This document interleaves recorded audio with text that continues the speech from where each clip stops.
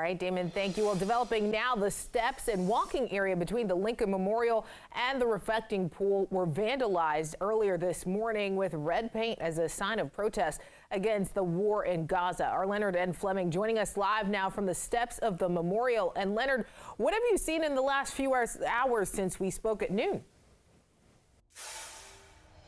Well, Annalisa, workers were called out around 8:30 a.m. today to talk about the cleaning process here.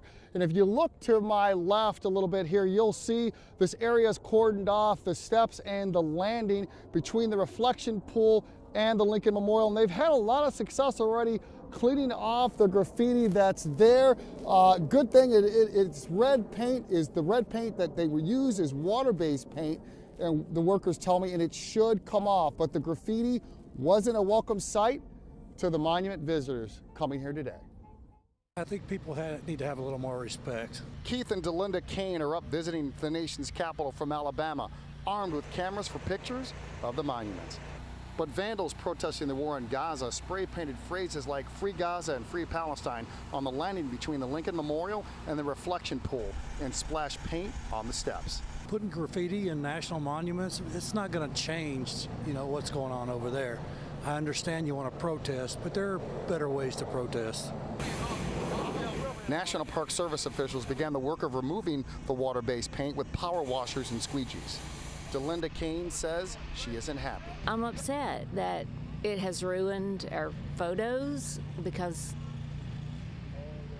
they're in the way. It's just really nice that the people here are working to actually take it off, just so they can see the monuments for what they really represent. Martin LeBlanc from Seattle is here visiting D.C. with family.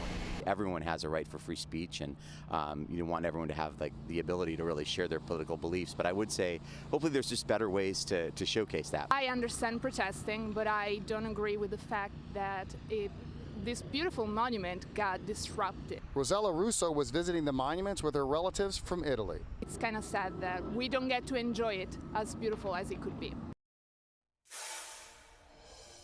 There are cameras on both sides of the top of the Lincoln Memorial over here that officials hope can bring them clues as to who might have done this. Annalisa?